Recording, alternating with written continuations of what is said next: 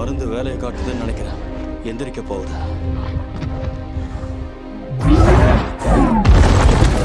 உன்னால முடியும்.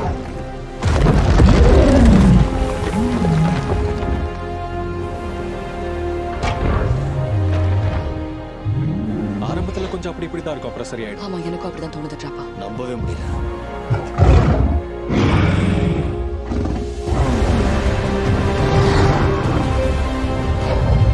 இப்ப தெரிஞ்சிடும் அவனுக்கு அது பிடிச்சிருக்கா இல்ல புடுங்கி வீச போறானான்றது.